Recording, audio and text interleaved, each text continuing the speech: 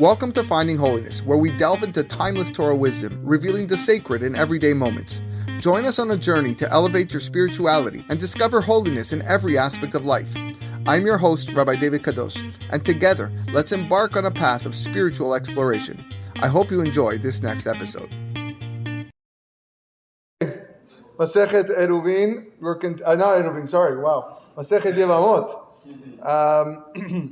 We're on Perek 1, Mishnah 3. Perek Aleph, Mishnah Gimel. So the first two Mishnayot were a little bit complicated.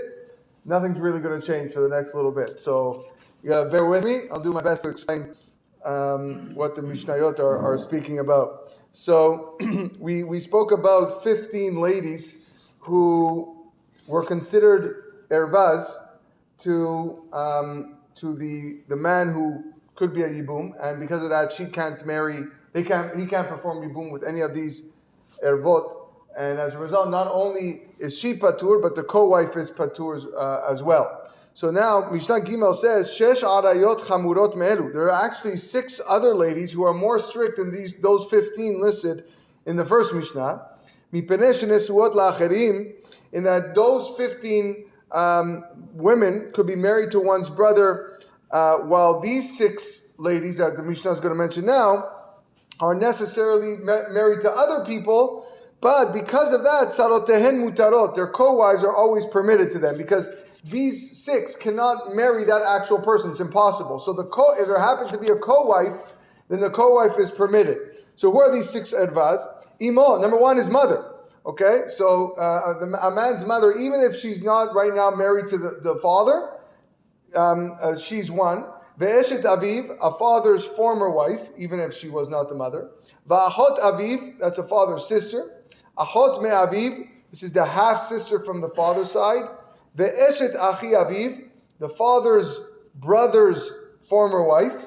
Ve'eshet achiv me'aviv, and the former wife of his half-brother from the father's side. Okay? Everyone got that in their head?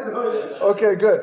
Anyways, so all these cases, if there was a co-wife, he could perform yibum with the co-wife. Okay, Mishnah Dalet. Bet Shammai matirin hatzarot la'achim. So, again, back to the first Mishnah. First Mishnah said that a person cannot perform yibum with the ervaz co-wife. And actually, this is a machloket between Bet Shammai and Bet Hillel. So Bet Shammai actually permits the co-wives. Bet Shammai matirin hatzarot la'achim, u Bet Hillel osrim. But it's Bet Hillel who says that one cannot marry the co-wife, and obviously our Mishnah number 1, follows Bet Hillel, who said even the co-wife is not allowed. Chaltzu, if one of the co-wives performed chalitza with the living brother, Bet Shammai poslim min hakeuna.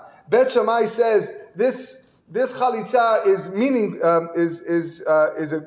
is a good chalitza, and therefore disqualifies the co-wife from marrying into the keuna, from marrying a kohen. Bet Hillel machshirim, but Bet Hillel says this chalitza is meaningless because it was unnecessary, and therefore she is eligible into marrying a kohen. Nitya bemu, if one of the co-wives was taken by the brother in yibum and then died, Bet Shammai machshirim, Bet Shammai now considers her eligible to marry a kohen because the yibum was entirely permitted. Ubet Hillel, because he permitted co-wives. Ubet Hillel poslin, but Bet Hillel disqualified this lady from marrying a kohen because the co-wife was never allowed to marry this person, so therefore she's rendered a zonah and hence cannot marry a kohen. What ended up happening was that according to Bet Shammai, certain ladies are allowed to get married to this man, and Bet Hillel says no. And then if that was to happen, okay, and then they have children, what's happening? According to Bet Hillel, no, you're not good enough for me. According to Bet Shammai, it's the other way, or whatever. So the Mishnah actually addresses this and says, Ava pi she'elu osrin ve'elu matirin. Even though that Bet Hillel forbid the co-wife to the brother, and Bet Shammai say it's allowed, or elu poslin ve'elu machshirin, and one side would disqualify some women from marrying Kohanim, and the other side would say it's permitted for the women to marry Kohanim. Nevertheless, unbelievable, lo nimna'u Bet Shammai milisa nashim Bet Hillel. They didn't prevent each other from getting married. They got married within each other. Velo Bet Hillel mi Bet Shammai, and the other way around. And the reason is because they always told each other about certain ladies, oh, you should know, don't marry that lady because that lady, according to you, is not good. Okay? So they always had some high level of communication amongst the two schools, and that therefore, but they still nevertheless married into each other. And similarly, between Bet Shammai and Bet Hillel, there are also other things that they disagree with regards to purities and impurities. כל הטהרות והטומאות שהיו אלו מטהרין ואלו מטמאים לא נמנעו עושים טהרות אלו על גבי אלו. Even though there were different items of Tumah and Tahara that Bet Hillel allowed and Bet Shammai disallowed, or vice versa, nevertheless they still traded and borrowed items from each other because that there was a good communication between the two schools, and they knew, okay, don't borrow this from me because this is tameh to you and it's tahor to me, so on and so forth. That's an interesting piece of Mishnah over there. Okay, Perek Bet, Mishnah Aleph. So one of the co-wives one of the ervaz that exempts the co-wife from Chalitza Nibum, mentioned in the first Mishnah of the Masechet, is the wife of a brother whose world he did not share. Okay, so he did Shelo Haya Be'olamo. So this Mishnah, the first Mishnah in Perek Bet, discusses what this case is. Ketzad eshet achiv shelo haya be'olamo. What's the case where the wife of the brother whose world did not share exempts a co-wife from Chalitza Nibum? So, Shnei Achim, there were two brothers. Umet ahad mehem, one of them died. Ve'nolad lahen ach, and then after one died, another brother was born. So Reuven, Shimon passed away, and now Levi was born. Ve'achar kach hibem hasheni et eshet achiv. Now the second brother, okay, who was living when the first brother died, performed yibum with the brother's wife. Vamet, and he too died. Okay, so now you only have Levi's alive, but you have two widows. The original first brother that died, and then the second brother that died. The first wife, which is the one who was married to the first brother, she's exempt to Levi because of the wife of the brother whose world did not share. Meaning Levi didn't exist when she got married the first time, so therefore he's patur.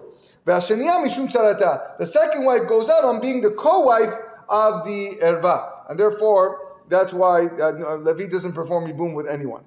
Asaba ma'amar, if the second brother performed a ma'amar, and we're going to hear about this term a lot. A ma'amar is a statement of marriage, but it's not yibum. So there is halachic validity to this statement, but nevertheless it's not the full-fledged mitzvah. So if the second brother performed ma'amar with the first brother's wife, and then he had another wife, vamet, and then he died childless without performing the real yibum, hasheniya choletzet, then the second wife, which is the full wife of the second brother, does chalitza with the youngest brother, because there was something over there, okay? There was a ma'amar, it wasn't a full yibum, so she has to do chalitza, velo mityabemet, but she cannot be taken into yibum by him. Mishnah Bet, Shnei Achim, two brothers, Umet Achad Mehem, and one of them died. Ve'ibem hasheni et eshet achiv, and the second brother performed yibum with the brother's wife. Ve'achar kach nolad lahen ach, and afterward their brother was born. Vamet. So this is the same situation with the previous Mishnah, but this time the second brother dies after Levi was born. In the last Mishnah, Levi was born, and then and then Levi was born. He died, and then Levi was born. Here we're saying the guy died after Levi was born. Ve'achar kach nolad ach. Ve'achar kach nolad ach. Levi was born, vamet, and then the second brother died. Here too, the law is the same, according to the first Tanna. Harishona yotzet mishum eshet achiv shelo haya be'olamo. The first wife, who was originally married to the first brother, she's exempt. She's free to marry other people, no yibum, no chalitza, because the youngest brother is the wife, she becomes the wife of her brother whose world did not share. And the second wife goes out on account because she's the co-wife. Asaba ma'amar, if the second brother made a ma'amar with the first brother's wife, vamet, and then died, hashniya choletzet, and the second wife performs chalitza because it was a ma'amar, and velo mityabemet, but she cannot be taken into yibum by him. That's according to the Tanna Kama. Rabbi Shimon says, no, that's not the law. The youngest brother, Levi, could perform yibum, actual yibum, with any of the widows that he wants to. Or he can perform chalitza with anyone that he wants to. So the reason is because he was alive before. Then since he was alive before, he has a right to do yibum or chalitza. So Rabbi Shimon here is disagreeing with the Tana Kama. Mishnah Gimel says a rule. Klal amru b'yevama. There's a general rule with regards to the yevama. The yevama is the lady who is waiting for yibum. Kol shehi isur erva. In any case where she is forbidden under an erva prohibition, lo choletzet velo mityabemet. Even the co-wife doesn't know chalitza or yibum, and obviously it applies to her herself because she's an erva. Isura isur mitzvah. In a case where her prohibition is something due to a mitzvah, here a mitzvah is referring to a rabbinic law, meaning the Chachamim said she can't get married, or Isur Kedusha, or her prohibition to the Yabam is something that is with regards to Kedusha, sanctity of the Kehuna. For example, the Yavam is a Kohen, and the Yavama is forbidden to him from biblical law. In those situations, Choletzet velo mityabemet. She performs chalitza, but she can never perform yibum because she's forbidden to the Yabam. Achota shehi evimta, if her sister is also, okay, so this is talking about when there's a yibum connection, a bond between, that's called zakuk yibum. If there's a bond, zekuka, if there's a bond between a man and a woman, a yibum bond, then they're considered to be married, in the sense that he cannot marry her mother or sister or any relatives that would be considered an erva to him.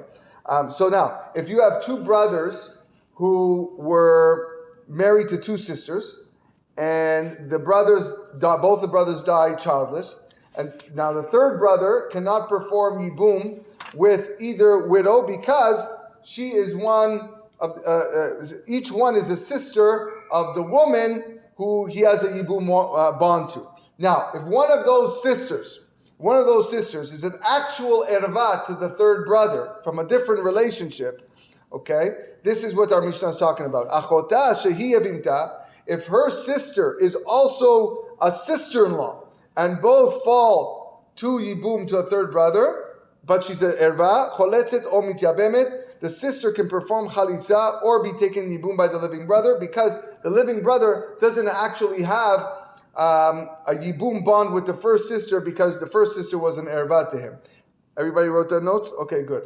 Yafeh. Let's do one more Mishnah.